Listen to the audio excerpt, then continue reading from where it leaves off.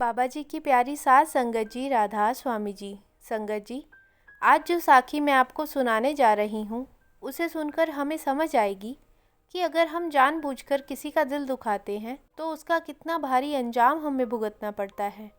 अनजाने में हुई भूलों को पश्चाताप होने पर मालिक माफ़ कर देता है, लेकिन जानबूझकर की गई गलतियाँ मालिक भी माफ़ नहीं करता। यह साखी एक जत्थेदार की आप बीती है। आपसे मेरी विनती है, साखी को पूरा सुने और कमेंट बॉक्स में राधा स्वामी जी ज़रूर लिखें। साथ संगत जी, यह बात एक जत्थेदार भाई ने संगत के साथ साझा की थी। एक बार सिकंदरपुर में बाबा जी का भंडारा था, तो जैसा कि होता है उसकी तैयारी कई दिन पहले से ही शुरू हो जाती है। दूर दूर से सेवादार सेवा के लिए जा रहे थे, तो ऐसे ही यह जत्थेदार थे, इनको भी जत्था लेकर जाना था। जब सेवा का हुक्म हुआ तो उन्होंने सेवादारों का एक जत्था तैयार किया और सारे सेवादारों को लेकर भंडारे से 3 दिन पहले सिकंदरपुर के लिए निकल पड़े। रास्ते में सारी संगत बस में बाबा जी के शब्द गाती जा रही थी और संगत में से ही एक भाई जो कि बार बार खांस रहे थे और उन्हें देखकर लग रहा था कि उनकी सांस फूल रही है, इसलिए वह बार बार इन्हेलर का इस्तेमाल कर रहे थे। जब यह बात संगत ने महसूस की तो उनको पानी दिया गया और उनसे पूछा गया कि क्या आपके साथ कोई और भी आया है। तो उन्होंने कहा कि नहीं, मैं अकेला ही आया हूँ, लेकिन आप भी तो मेरा परिवार ही हैं। यह सुनकर संगत ने उनका हौसला बढ़ाया और उन्हें कहा, जी बिल्कुल, हम सब एक ही मालिक के बच्चे हैं, आप चिंता ना करें, किसी चीज़ की ज़रूरत हो तो हमें बताइएगा। लेकिन जब यह सब जत्थेदार ने देखा तो उन्होंने मन में सोचा कि ऐसे सेवादार की सेवा लेने का क्या फ़ायदा।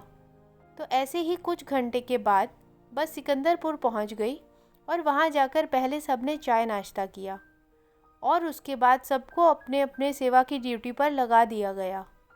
सारी संगत अपने अपने काम पर लग गई थी। यह जो बीमार भाई थे, इनको मिट्टी की सेवा में लगा दिया गया। वहाँ एक जगह से मिट्टी को उठाकर उस जगह को समतल करने का काम चल रहा था। तो जब जत्थेदार ने देखा कि बाकी सारी संगत तो टोकरा भर भर के मिट्टी उठा रही थी, लेकिन वह बीमार सेवादार टोकरा तो उठा रहा था, लेकिन उसमें मिट्टी ना के बराबर थी। तो यह देखकर जत्थेदार उसके पास गया और गुस्से से कहने लगा कि भाई, इससे अच्छा तो तुम घर ही रहते। यह 2 मुट्ठी भर मिट्टी उठाने के लिए थोड़ी तुम्हें यहाँ लेकर आया गया है। तो उस भाई ने कहा कि जी, मुझे दमे की बीमारी है और अगर मैं ज़्यादा बोझ उठाऊंगा तो मेरी सांस फूलने लगेगी। तो जत्थेदार ने घमंड के साथ कहा कि भाई, तू तो मेरे जत्थे का नाम खराब कर देगा। जब तुझे पता था कि तू बीमार है तो आया ही क्यों? अब हम सब तुझे संभालें या सेवा पर ध्यान दें? तो सेवादार भाई कहने लगा कि जब सेवा का हुक्म हुआ तो मेरे मन में भी आया कि मैं भी सेवा करूं, इसलिए मैं भी आपके साथ आ गया। तो जत्थेदार ने कहा कि तो यहाँ क्या यह मुट्ठी भर मिट्टी उठाने का नाटक कर रहे हो? इससे अच्छा एक तरफ होकर बैठ जाओ और पहले अपना इलाज करवाना, उसके बाद सेवा पर आना। यह कहते हुए जत्थेदार ने उसके हाथ से टोकरा ले लिया। यह देखकर सेवादार भाई की आंखों में आंसू आ गए और इसके बाद उसने टोकरी के बिना ही अपनी मुट्ठी में भर के मिट्टी को वहाँ से उठाना शुरू कर दिया। और उसके मन में सेवा की इतनी लगन थी कि जब बाकी सेवादार लंगर के लिए बैठ गए तो उस समय भी वह मुट्ठी भर भर के मिट्टी उठा रहा था। इस बार फिर जत्थेदार उनके पास गया और कहने लगा कि भाई, तेरी यह मुट्ठी भर मिट्टी उठा लेने से तेरी सेवा सफल नहीं होगी। सेवा तो काम पूरा होने पर ही सफल होती है। थोड़ी सी मिट्टी उठाते हो और इन्हेलर लेकर बैठ जाते हो। यह कहकर जत्थेदार वहाँ से चला गया। ऐसे ही 3 दिन गुजर गए और जब बाबा जी का भंडारा ख़त्म हुआ तो सभी जत्थे वापस अपने अपने शहर में जाने लगे। और जब इनका जत्था भी अपने शहर पहुंच गया तो उसके कुछ ही दिन के बाद उस जत्थेदार की तबीयत बिगड़ने लगी और जब उसने डॉक्टर को दिखाया तो डॉक्टर को समझ नहीं आया कि उन्हें क्या हुआ है। फिर जब डॉक्टर ने टेस्ट करवाया तो डॉक्टर ने जो बताया वह सुनकर जत्थेदार हैरान रह गया और उसको समझ आ गया कि उसके साथ ऐसा क्यों हुआ है। डॉक्टर ने कहा कि आपको हाई लेवल का दमा हुआ है अब आप बिल्कुल भी भारी काम नहीं कर सकते और 10 से 20 कदम से ज़्यादा चलने का रिस्क भी ना लेना तो अच्छा होगा। और ना ही सीढ़ियाँ चढ़ें और ना ही आप किसी ऊंचाई वाली जगह पर चढ़ सकते हैं।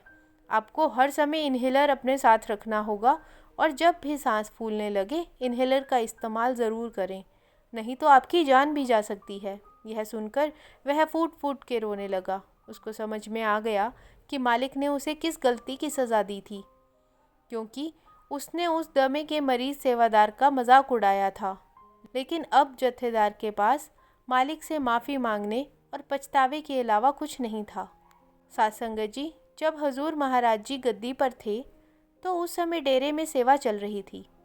वहाँ एक सेवादार ऐसे ही मुट्ठी भर मिट्टी उठा रहा था तो किसी ने महाराज से पूछा कि महाराज जी, यह तो सिर्फ मुट्ठी भर मिट्टी उठा रहा है, तो क्या इसकी सेवा सफल होगी?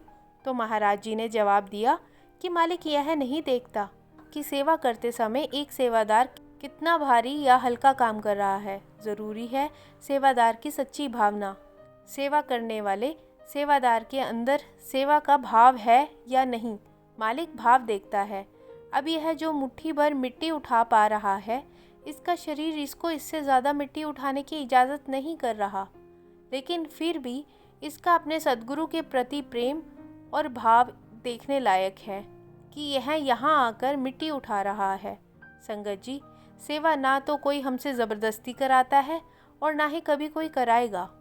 आपके अंदर सेवा करने की तड़प और अपने सद्गुरु के प्रति आपका प्यार ही आपको सेवा पर लेकर जाता है।